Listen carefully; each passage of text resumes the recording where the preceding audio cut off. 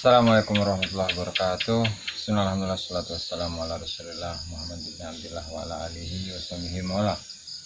Wala haula wala quwwata illa billahi. Nawaitu ta'allum ta'limna fil intifad wa tadhkir wal ifadah wal istifada wal hatta la tamassuki bi kitabillah sunnati rasulih wa du'a ilal huda wa dalalata alal khair tiqa wajhihi wa qurbihi wa thawabihi subhanahu wa ta'ala.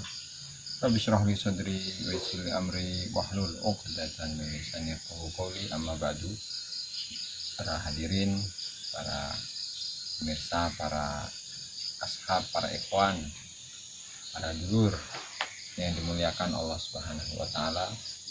Alhamdulillah, segala puji bagi Allah taala yang telah memberikan kita kesehatan, keluangan, kesempatan untuk bersama-sama belajar, untuk bersama-sama mengaji kitab Al-Hikam karya Ibnu Athaillah As-Sakandari rahimahullah ta'ala yang ditartibkan oleh Syekh Ali Ibnu Husamuddin Al-Muttaqi Al-Hindi rahimahullah ta'ala dalam kitabnya Al-Hikam.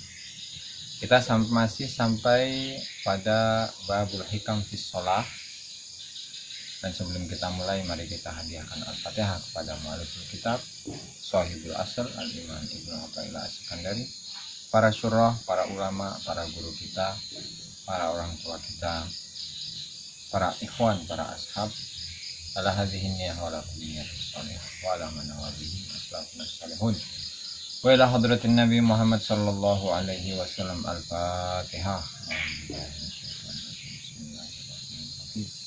Alhamdulillahirabbil alamin. Shiratal ladzina an'amta 'alaihim. Qala al-muallifu rahimahullahu ta'ala wa nafa'ana bihi wa bi ulumihi wa bi ulumikum fid dharaini ila an qala liyakun hammuka iqamatas sholati la wujudas shalah fama kullu musallin muqimun. Liyakun becek ana apa hammuka apa semangatan sira iku iqamatas sholati iku menengakan sholat la wujudas sholati ora wujude sholat fama mongko ora kullu musallin utawi saban-saban wong kang sholat iku mukimun iku wong kang jumenengaken. Dalam hikmah ini secara khusus membahas tentang hikmah sholat ya, hikmah yang terkait tentang sholat, di mana teks yang kita baca adalah liyakun, dalam naskah lain liyakuna, kalau liyakuna supaya ada, liyakuna hammuka iqamatas sholati la wujudas sholat, supaya semangatmu itu adalah mendirikan sholat, bukan mewujudkan sholat. Jadi melanjutkan pada hikmah sebelumnya di mana Allah Ta'ala membatasi sebagian ibadah dalam waktu-waktu tertentu, yaitu dalam hikmah sebelumnya lamma alimal haqqu minka wujudal malam lawana lakat ta'at. Tatkala Allah Ta'ala mengetahui adanya rasa bosan, maka Allah Ta'ala memberikan kesempatan bagi manusia untuk melaksanakan ketaatan yang bermacam-macam. Dan Allah Ta'ala juga wa'alima ma fika min wujudis syarah fahajaraha alaika fi ba'dil awqat. Dan Allah Ta'ala juga mengetahui bahwa di dalam diri manusia itu terdapat rasa syarah. Apa kemarin syarah itu? seperti tamak dalam melaksanakan ibadah. terlalu semangat dalam melaksanakan ibadah, maka Allah Ta'ala membatasi ibadah dalam sebagian waktu. Ya misalnya seperti bulan puasa, ibadah puasa itu terbatas. Tidak dalam setahun itu tidak semua bagian dari hari dalam setahun itu diperbolehkan untuk puasa. Tetapi ada hari-hari yang tidak diperbolehkan untuk puasa, seperti puasa Idul Fitri, puasa Idul Adha, kemudian hari tasyrik, gitu kan, yaitu tanggal 11, 12 dan 13 dari Dzulhijjah, itu untuk puasa. Begitu juga dengan sholat itu, semua sholat sunnah boleh dilaksanakan oleh manusia atau seseorang, kecuali setelah asar. Setelah sholat asar tidak diperbolehkan sholat sunnah mutlak. Kemudian setelah waktu sholat subuh, setelah melaksanakan sholat subuh, dan juga sholat yang berada di tengah-tengah hari. Nah, itu tujuannya agar apa? Agar rasa syarah atau sifat syarah, sifat terlalu semangat atau tamak lah dalam melaksanakan ibadah yang ada dalam diri manusia itu hilang. Ya, karena jika seseorang itu terlalu semangat dalam ibadah, nah biasanya itu ngedon di tengah-tengah perjalanan, dia akan berhenti. Nah, makanya dalam sebuah hadis Rasulullah SAW itu menegaskan, alaikum minal a'mal ma tutiqun, fallahi la yamallallahu hatta tamallu. Kalian itu wajib untuk melaksanakan amal-amal ibadah sesuai kemampuan kalian. Maksudnya jangan terlalu dipaksakan. Kenapa? Fawallahi, maka demi Allah, la yamallullahu, Allah Ta'ala itu tidak bosan, hatta tamal, sampai kalian itu bosan. Ya, karena di sini ada qaid atau ada ikatan, matutikun, ibadah yang kalian mampu. Ya, maka ibadah yang di luar kemampuan manusia itu ya jangan dilaksanakan, karena akan membawa kepada efek yang negatif dalam diri manusia, yang diantaranya adalah rasa bosan. Nah, makanya Syekh Abdul Wahab Asy'arani rahimahullah ta'ala dalam kitab Al-Anwar Al-Qudsiyah, beliau mengatakan bahwa janganlah engkau itu merasa bosan ketika engkau berzikir tetapi ketenangan hati, ketenangan jiwa belum didapatkan. Ya, karena ketenangan hati, ketenangan jiwa dari sebab atau oleh sebab zikir itu datangnya tidak begitu saja, tetapi datangnya melalui proses yang begitu panjang. Nah, sehingga ketika dalam keadaan seperti ini kita jangan sampai bosan dalam melaksanakan ibadah apapun, baik itu zikir, baik itu sholat, puasa, dan lain sebagainya. Nah, kemudian selanjutnya yaitu hikmah yang dibaca pada malam hari ini, liyakun hamuka iqamatas shalah. Ketika kita sudah mengetahui bahwa dalam diri manusia itu terdapat kesemangatan yang terlalu tinggi dalam melaksanakan ibadah, maka dalam pelaksanaan sholat, motivasinya adalah iqamatas shalah, mendirikan sholat. Apa itu mendirikan sholat? Nah, Syekh Ibnu Ajibah rahimahullah ta'ala di dalam syarah hikamnya Iqadul Himam mengatakan bahwa iqamatus shalah itu adalah hifzu hududiha, menjaga batasan-batasan sholat, baik itu batasan yang sifatnya wajib, batasan yang sifatnya sunnah, batasan yang sifatnya haram. Kemudian ma'ahifdzis sir, bersamaan dengan menjaga sir, menjaga kalbunya bersama Allah Ta'ala. La yakhtaliju bisirrika siwahu, dimana di dalam sirnya itu tidak sedikit pun terdapat kontaminasi dengan selain Allah Ta'ala. Itu iqamatus sholah menurut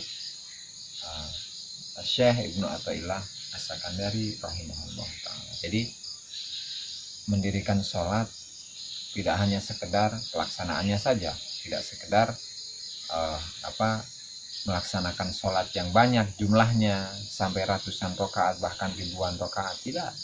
Tetapi meskipun sedikit, ketika sholat itu terdapat iqamah, sholat itu terdapat sifat iqamah, yaitu dengan melaksanakan semua sunnah-sunnahnya, rukun-rukunnya, kemudian ketika dalam keadaan sholat itu merasakan ghaibah, kelenyapan dalam menyaksikan Allah Subhanahu wa Ta'ala, merasakan penyaksian melihat Allah Subhanahu wa Ta'ala, man yusallalahu, zat yang kita itu sholat kepadanya, ya maka pada hakikatnya ketika kita merasakan perasaan seperti itu, kita termasuk golongan orang-orang yang mendirikan sholat.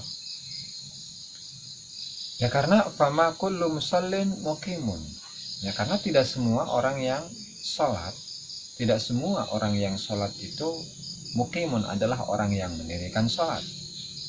Ya karena iqamah sendiri, kalau kita berbicara tentang bahasa, arti dari iqamah, aqama yuqimu iqamatan, merupakan masdar dari fi'il madhi aqama. Aqama yang artinya mendirikan, dan artinya al-ikmal wal itqan, yaitu menyempurnakan. Dan itqan itu melakukan pekerjaan secara sempurna. Ini mirip-mirip lah ikmal dengan itqan. Nah sehingga iqamatus sholah, mendirikan sholat itu artinya ya benar-benar menyempurnakan sholat. Nah, di dalam sholat harus terdapat khusyuk, kemudian tadi dia merasakan penyaksian kepada Allah Subhanahu wa Ta'ala, merasakan penyaksian kepada Allah Subhanahu wa Ta'ala. Nah, dan sebaliknya, ketika seseorang itu tidak melakukan iqamah, berarti sholatnya itu adalah sholat yang memiliki sifat al-ikhlal wa tafrid, yaitu terdapat keteledoran, ya, karena di dalamnya baik itu rukunnya kurang sempurna, kesunahannya kurang sempurna, apalagi adab-adab di dalam sholat juga kurang sempurna. Maka orang yang seperti ini, meskipun dia sedang melaksanakan sholat, tetapi dia tidak masuk dalam kategori mukim, dia tidak masuk dalam kategori orang yang mendirikan sholat. Nah makanya fakam min musallin laisa lahu min sholatihi illa ta'at. Betapa banyak dari orang yang sholat, dia itu di dalam sholatnya tidak mendapatkan apapun kecuali hanya capek. Hal ini setara atau sesuai dengan sebuah hadis Nabi Shallallahu Alaihi Wasallam, fakam min shaimin laisa lahu min siyamihi illal ju'. Betapa banyak dari orang yang berpuasa, tetapi dari puasanya dia tidak mendapatkan sedikit pun pahala kecuali hanya lapar. Kenapa? Ya karena ketika dia berpuasa, dia tetap gibah jalan gitu kan, ngomongin orang, ngomongin keburukan orang lain jalan, kemudian ngefitnah, mengadu domba, bermaksiat dan lain sebagainya. Nah sehingga sholat atau puasa yang seperti ini ya tidak masuk dalam kategori iqamatus sholat. Puasa dan puasanya juga sama, tidak masuk dalam kategori puasa yang diharapkan oleh Allah Subhanahu wa Ta'ala gitu. Makanya dalam hadis lain Rasulullah Shallallahu Alaihi Wasallam itu menjelaskan ketika dalam hadis Jibrilnya, yaitu al-ihsanu an ta'budallaha ka'annaka tarahu.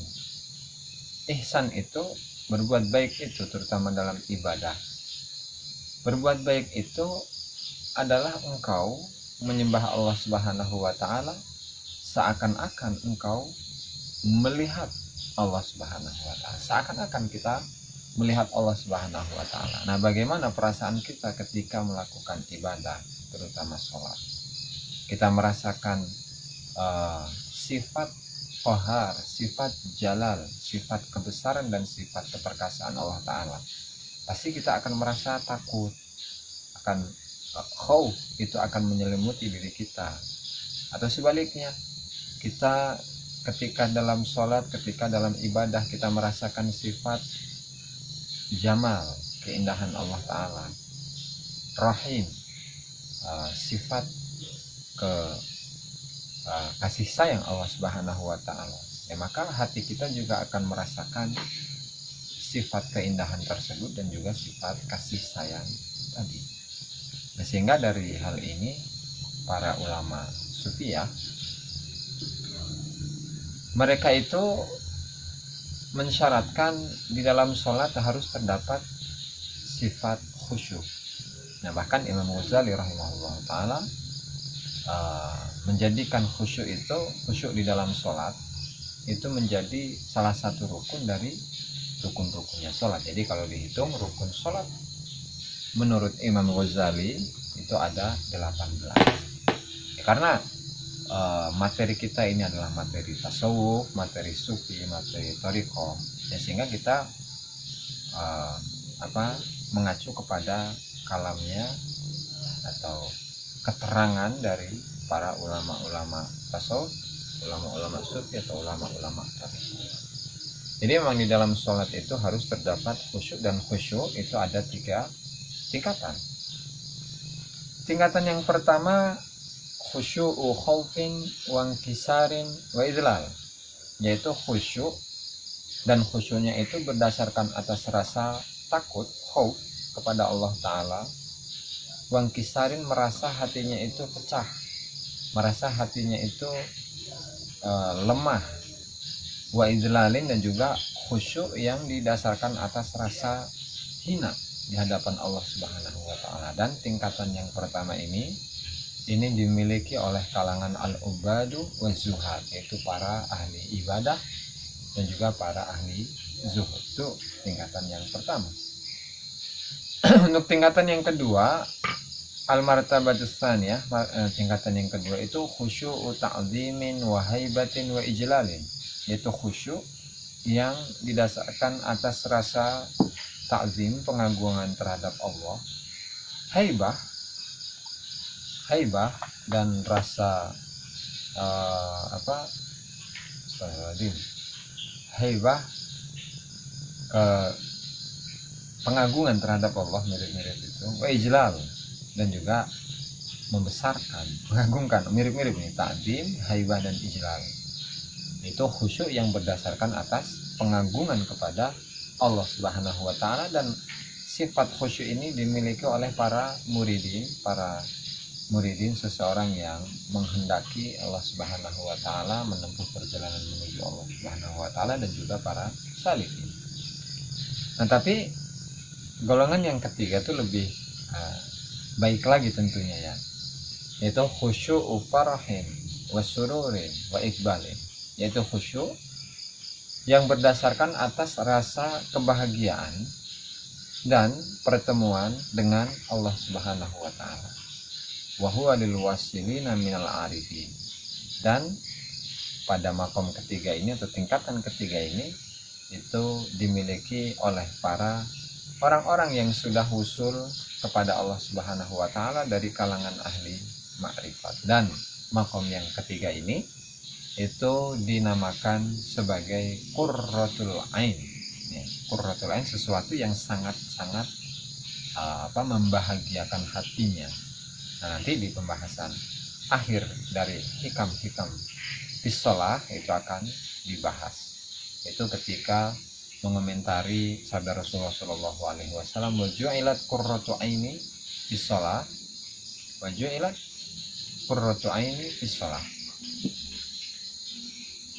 Dan dijadikan hal yang paling membahagiakan diriku adalah dalam keadaan sholat, dan itu akan dibahas.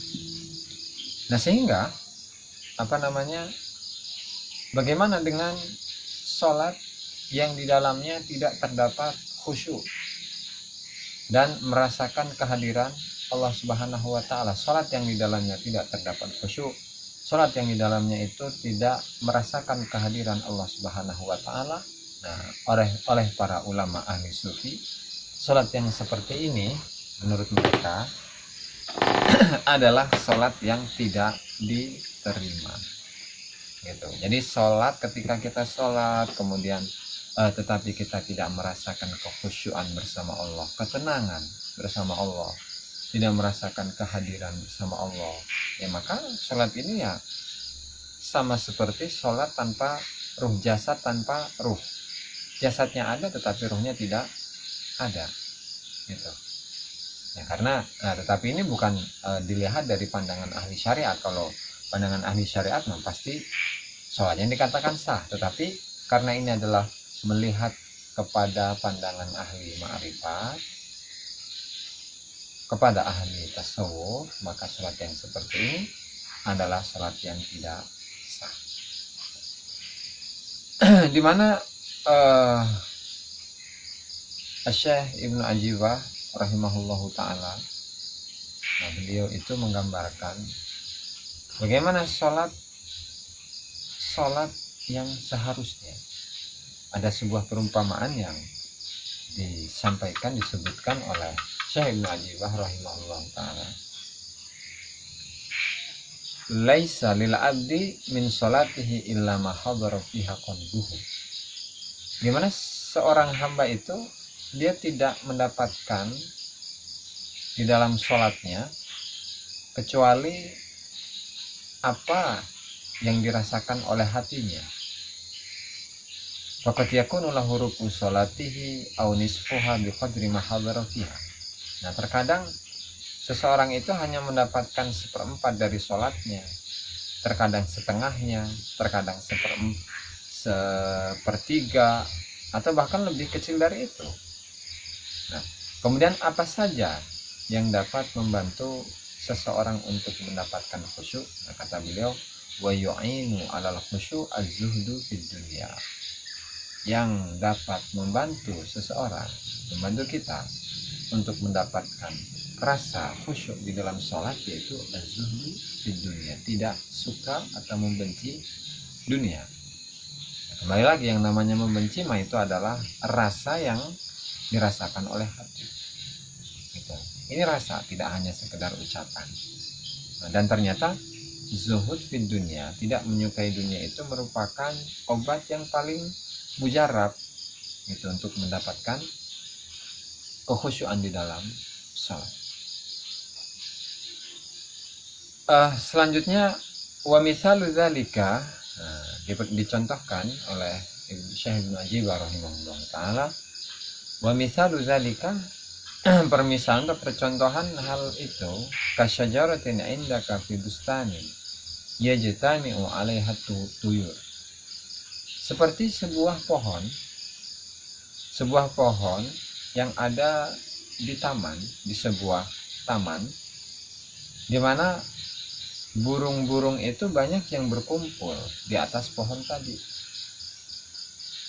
Wa yuhawwilunaka bi aswatihim, dan burung-burung tadi dengan suara-suaranya itu dapat mengganggu dirimu gitu. Wa kullama syawwashtahum rajau. Nah, ketika engkau menghardik burung-burung tadi atau menggusur burung-burung tadi, rojau, maka mereka akan kembali. Fala yang qati'una angka abadan hatta taqta'a tilka syajarah. Maka tetap burung yang sudah digusur tadi, suatu ketika dia akan terus datang kembali. Itu meskipun diusir. Nah, kecuali ketika kita menebang pohon tadi. Fa idza qata'taha istarahta min aswatihim. Nah, ketika engkau memutuskan menebang pohon tadi, maka engkau bisa merasakan terlepas dari suara-suara mereka. Nah, ini terkait tentang zuhud tadi ya, perumpamaan di mana suara burung tadi itu diibaratkan seperti dunia. Gitu. Suara burung tadi diibaratkan seperti dunia. Kita ingin ibadah kepada Allah. Nah, kemudian setiap kali kita itu mengusir burung-burung tadi yang mendatangi pohon, setiap kali diusir pasti akan datang, setiap kali diusir pasti datang lagi, itu dan seterusnya. Burung-burung itu pasti akan datang kembali. Begitu juga dengan seorang yang ingin membenci dunia, seseorang yang ingin menghilangkan kecintaan dunia, itu juga sama. Setiap kali dia usir perasaan cinta dunia, pasti akan datang lagi. Setiap kali diusir pasti datang lagi. Sampai di satu posisi di mana dia harus menghilangkan kecintaan dunia, ya maka di tangannya itu tidak boleh ada dunia sedikit pun. Supaya apa? Supaya lebih membantu dirinya dalam menghilangkan cinta dunia dari dalam hatinya. Ketika burung-burung tadi mendatangi pohon, meskipun setiap kali diusir pasti dia akan datang lagi, ya maka pohon tersebut harus ditebang supaya tidak terganggu oleh burung-burung yang mendatangi pohon. Gitu. Nah, selanjutnya hal kedua yang dapat membantu kita untuk mendapatkan khusyuk ketika dalam sholat, yaitu al-iktsaru min dzikrillahi bil qalbi wal qalb, yaitu memperbanyak zikir kepada Allah Ta'ala dengan hatinya dan juga dengan anggota badannya. Selanjutnya wa idmanut taharah, dan juga selalu mendawamkan mendawamkan suci. Dan jadi setiap kali dia berwudu batal kemudian langsung wudu lagi terus mendawamkan suci. Ya karena li'anna zahir lahu ta'alluqun bil batin, karena sifat zahir itu ada kaitannya ada ibaratnya bisa sinkron dengan batin. Zahir itu bisa sinkron dengan batin. Ketika faidat tahara hada, ketika zahirnya itu suci maka batinnya juga suci. Ketika zahirnya itu wangi maka batinnya juga wangi. Nah, maka tidak salah ketika kita membaca ucapan ulama di mana mereka mengatakan al-zahir mir'atul batin. Zahir manusia itu merupakan cerminan dari batinnya. Ketika zahirnya itu jelek, maka bisa diprediksi bahwa batinnya juga jelek. Zahirnya baik, maka bisa diprediksi bahwa batinnya juga baik. Nah, berkaitan tentang khusyuk, banyak dari ulama terdahulu. Jadi ada seorang ulama, siapa namanya itu ya? Ulama terdahulu, ulama ahli sufi. Dia memiliki satu penyakit yang merembet. Itu apa? Misalnya kakinya itu busuk, nanti dikhawatirkan busuknya ini bakal merembet. Apa tuh? Yang diamputasi itu. Yang harus diamputasi gitu kan.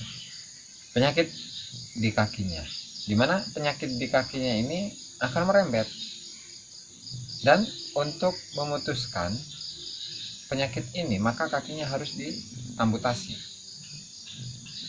Nah, katanya karena dia berkonsultasi dengan dokter, wahai dokter, gimana penyakit saya ini? Oh, ini harus dibius. Oh, saya nggak perlu dibius. Saya nggak perlu dibius. Tetapi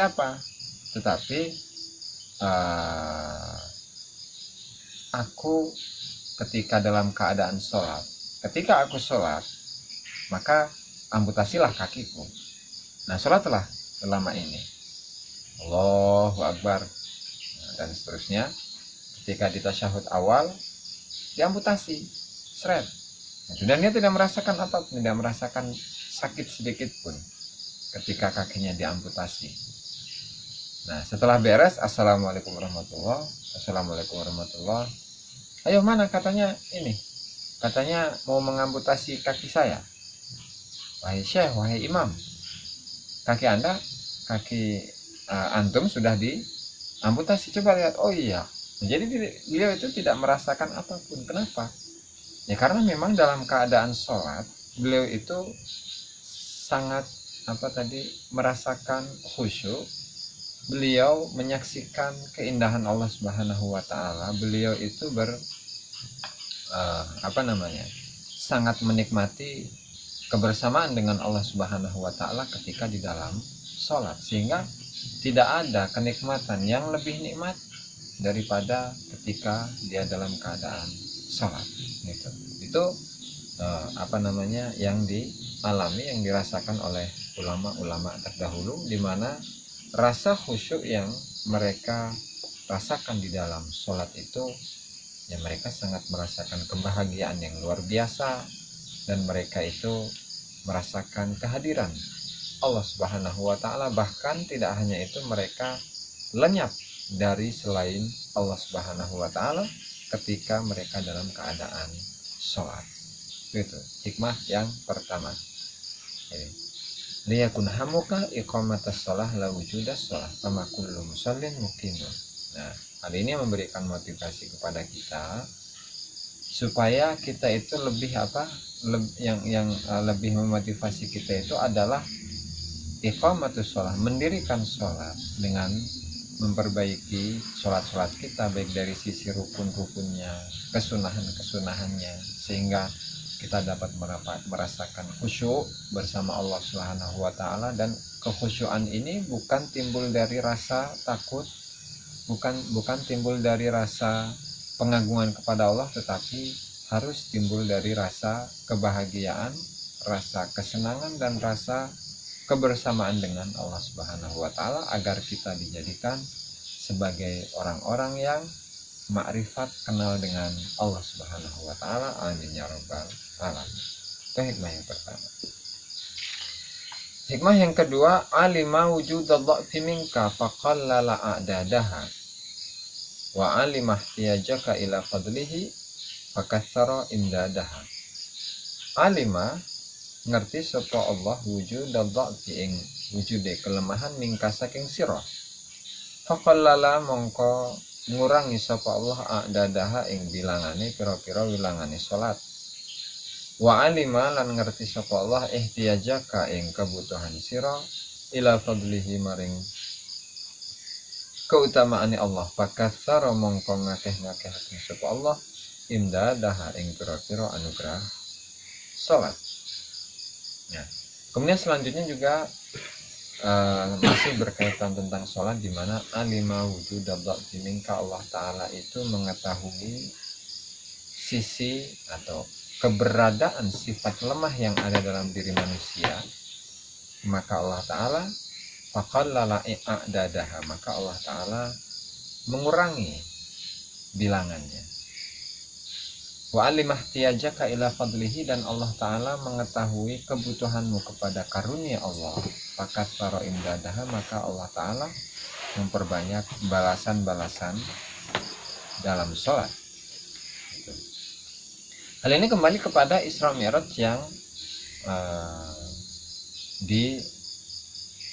diberikan oleh Allah Subhanahu wa Ta'ala kepada Rasulullah Shallallahu Alaihi Wasallam yang terkait tentang bilangan sholat.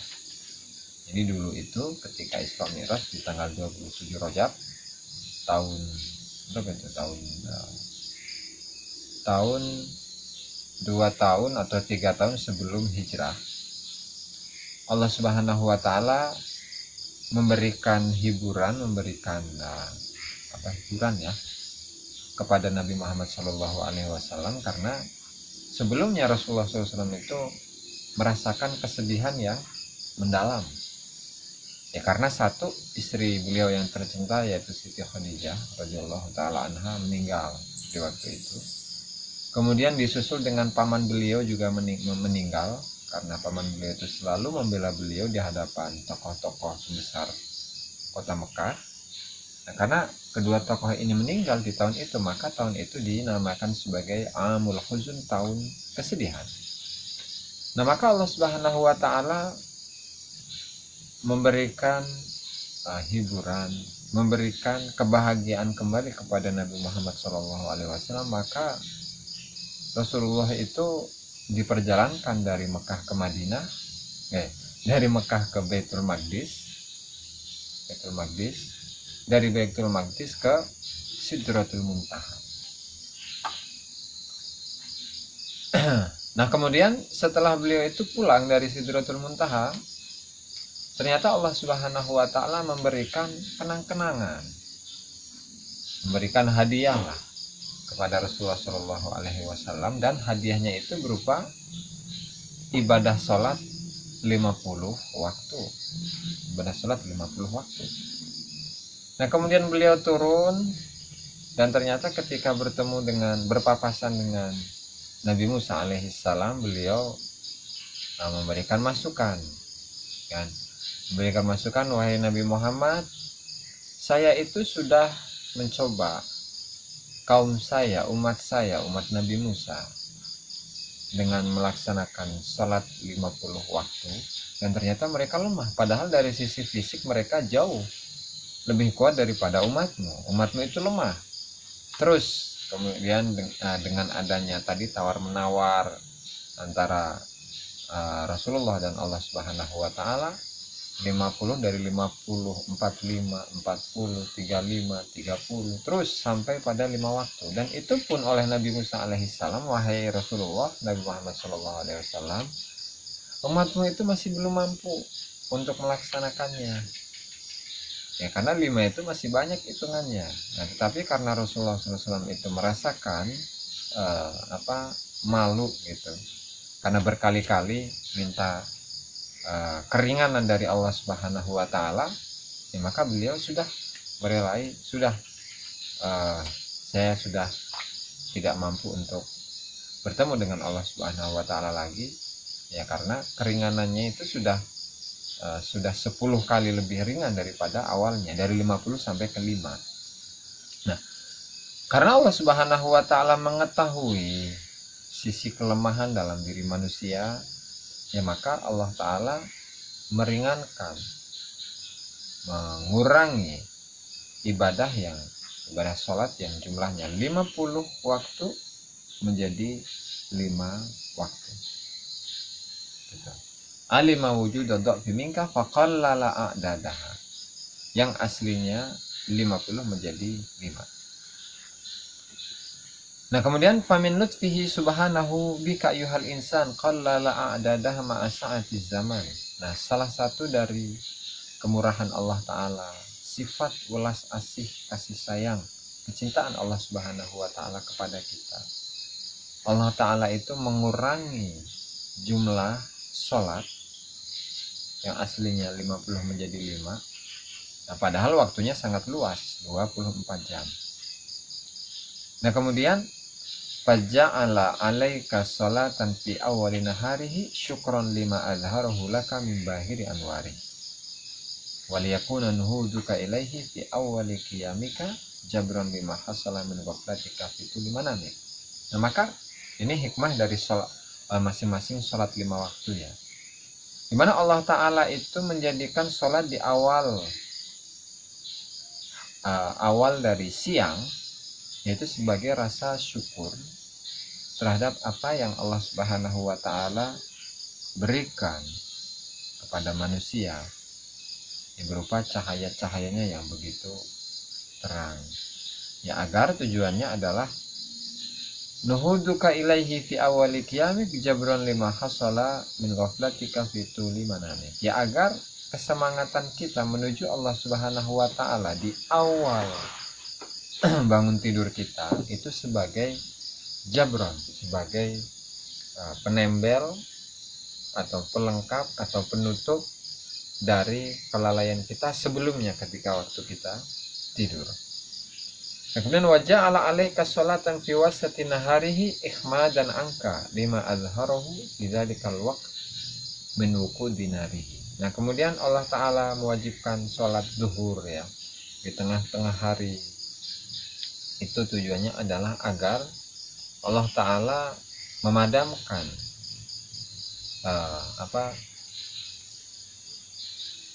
wukudun nar,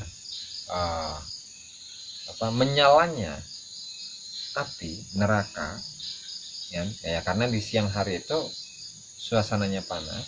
Nah, sehingga Allah Subhanahu wa Ta'ala mewajibkan kita melaksanakan sholat zuhur, ya agar luapan api neraka itu bisa dipadamkan oleh sholat zuhur. Gitu. Wa ja'ala 'alaika sholata qurbin sirafin nahar liyakuna syahidan laka biwujudi ta'atihi indal malikil ghaffar wa litashhada 'alaika malaikatur rahman bis sholati indal malikid dayyan. Nah, kemudian Allah Ta'ala mewajibkan sholat asar, di mana waktu siang itu sudah mulai habis, agar sholat tersebut menjadi saksi bahwa engkau melaksanakan ketaatan di sisi Allah Subhanahu wa Ta'ala, dan agar para malaikat rahmah, para malaikatnya Allah Subhanahu wa Ta'ala bersaksi bahwa engkau melakukan sholat di sisi Allah Subhanahu wa Ta'ala. Jadi memang di akhir hari itu, terutama asar ya, di akhir hari yaitu pada waktu asar. Kenapa Allah Ta'ala mewajibkan kita sholat asar? Ya karena pada waktu sholat asar itu merupakan penutup dari hari. Penutup hari itu adalah asar. Nah, di penghujung hari, nah malaikat yang mencatat amal itu naik dari bumi ke langit untuk memberikan catatan amal kita dari awal hari sampai penghujung hari. Nah, di waktu itulah ketika kita melaksanakan sholat asar, nah para malaikat Allah yang akan naik ke langit itu menyaksikan kita, atau mereka itu menjadi saksi bahwa kita telah melaksanakan sholat asar. Nah, agar ketika kita ditanya oleh Allah Subhanahu wa Ta'ala, apakah engkau melaksanakan sholat asar, maka malaikat itulah yang menjadi saksi kita, yang membantu kita dalam menjawab bahwa kita telah melaksanakan sholat asar, gitu. Nah, makanya sebagian wirid, sebagian zikir itu, ya misalnya seperti hizib itu ya, misalnya seperti hizib Hizbul Bahar itu karya Syekh Abdul Hasan Asyadili, itu dibacanya setelah maghrib, setelah asar itu, setelah asar ya, kalau nggak salah setelah asar. Nah, setelah asar. Nah, sehingga sebagian wirid itu dibacanya adalah di penghujung hari atau setelah asar. Ya, fungsinya itu agar zikir wirid yang kita baca itu disaksikan oleh para malaikat, sehingga para malaikat itu membantu mengaminkan doa kita, sehingga fungsi dari hizib atau zikir yang kita baca itu lebih paten gitu faedahnya. Itu untuk sholat asar. Wa ujaba alaika sholatan fi awwali zamanil lail istiftahan lidzalika zaman biwujudi ta'atika kama istaftahta awwala naharika wastihfadan lima yatawaqqa'u min ajaibil lail.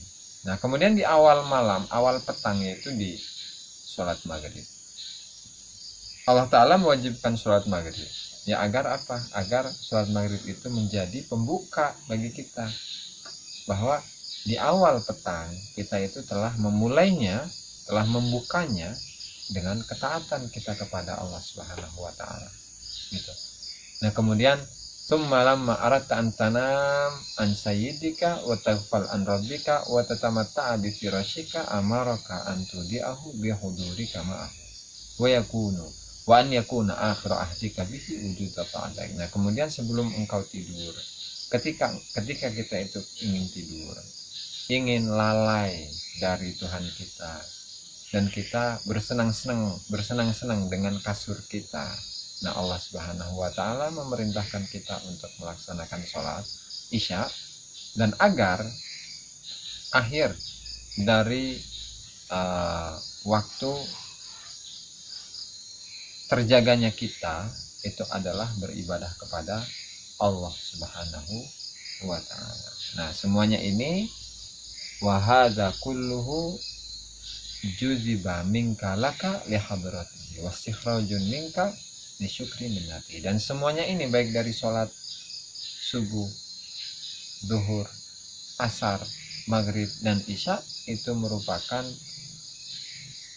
kehendak Allah Subhanahu wa ta'ala agar kita selalu bersyukur terhadap kenikmatan-kenikmatan Allah Subhanahu wa ta'ala. Nah, sehingga meskipun jumlahnya sedikit, lebih-lebih ketika kita sholat dan merasakan kekhusyuan yang luar biasa, ya maka kita akan merasakan kenikmatan yang tidak ada bandingannya gitu. Nah, sehingga hal ini merupakan salah satu dari kemurahan Allah Subhanahu wa ta'ala, bahwa kita adalah makhluk yang lemah, sehingga Allah Subhanahu wa ta'ala memberikan diskon yang sangat besar untuk diri kita. Nah, kemudian selanjutnya, ini adalah bagian terakhir dari pertemuan malam ini, wa alimah tiajaka ila fadlihi fakasara indadaha. Dan Allah Ta'ala mengetahui kebutuhan kita kepada karunia Allah, maka Allah Ta'ala memperbanyak karunia-karunia-Nya. Apa yang dimaksud dengan karunia? Al-muradu bil imdad al-jaza adalah balasan alladzi rattaba 'alaiha faja'ala kulla salatin bi asyrin. Itu balasan yang ada di balik ibadah tadi, sholat. Pembalasan di balik pelaksanaan sholat. Ini secara otomatis ini. Faja'ala kulla salatin bi asyrin.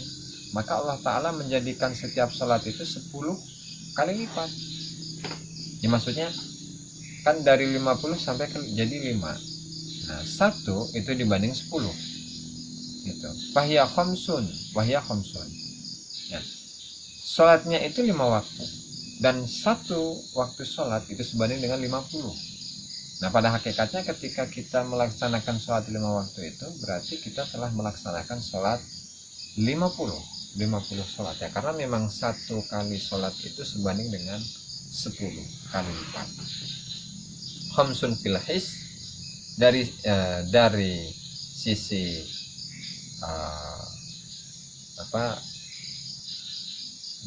dari sisi atau terlihatnya atau yang dilaksanakan sebenarnya itu adalah 5, wa khamsuna fil makna, tapi pada hakikatnya itu adalah 50. Nah, apalagi ketika sholat itu dilaksanakan secara jamaah, wa idza fa'alta fil jamaah kanat kullu wahidatin bi khamsin wa ishrin wa kullu darajatin bi ashrin. Dan ketika satu sholat itu dilaksanakan dalam jamaah, maka bandingannya adalah 1 kullu wahidatin, 1 sholat itu sama dengan 25 derajat. Fakana adadu sholatil jamaah mi'atain wa khamsina fi kulli sholat. Maka jumlah dari bilangan sholat jamaah itu adalah 250 pahalanya fi kulli sholatin, dalam setiap sholat. Jadi tidak hanya 25 atau 27, tetapi 250 itu kalau menggunakan versi yang 25 derajat sholat jamaah ya, 25 derajat. Kalau yang 27 berarti 270. Jadi sangat besar. Nah, sehingga hal ini meskipun sholat itu yang dilaksanakan hanya sekali, terlebih sholat itu dilaksanakan secara berjamaah, ya maka pahala yang ada di balik sholat tersebut adalah 250 derajat di setiap sholat ya, karena hal ini melihat kepada anugerah Allah Subhanahu wa ta'ala, dan Allah sendiri yang menyatakan bahwa wallahu dzul fadlil adzim, dan Allah itu adalah zat yang maha memiliki kemurahan yang sangat agung. Nah, jadi memang dari jamaah itu, dari sholat jamaah itu derajatnya itu bervariasi ya. Bikasratil jamaah dilihat dari banyaknya jamaah, kemudian wakamaliha dilihat dari kesempurnaan jamaah, dan kadar merasakan kehadiran Allah, kadar merasakan khusyuk bersama Allah, kadar al-ghaibah, kadar kelenyapan bersama Allah Subhanahu wa taala gitu. Jadi 250 tadi kualitasnya berwarna-warni, bervariasi. Ada yang sangat-sangat besar gitu. Ada yang 250 tetapi kadarnya rada kurang dan lain sebagainya, dan hal itu kembali kepada apa? Kualitas jamaahnya, kesempurnaannya, dan rasa kekhusyuan yang dirasakan di dalam sholat. Jadi dalam hikmah ini alima wujud dha'fin kafaqallala a'dadaha, Allah Ta'ala mengetahui rasa lemah yang ada dalam diri kita sehingga jumlah dari bilangan sholat itu dikurangi, dan Allah Ta'ala mengetahui kebutuhan kita kepada karunia Allah, maka Allah Subhanahu wa Ta'ala memperbanyak pahala-pahala yang ada di dalam sholat, terutama sholat tersebut dilaksanakan secara berjamaah. Alima qillatan bil ibadi ila muamalatihi wallahu ta'ala a'lam bissawab. Nanya cara. Demikianlah para hadirin, para ashab, para ikhwan, pengajian pada malam hari ini. Mudah-mudahan apa yang disampaikan tadi bermanfaat bagi kita, dan apa yang disampaikan tadi mudah-mudahan diterima, bisa kita amalkan. Amin ya rabbal alamin. Kurang dan lebihnya saya mohon maaf. Wallahul muwaffiq ila aqwamit thoriq. Wassalamualaikum warahmatullahi wabarakatuh.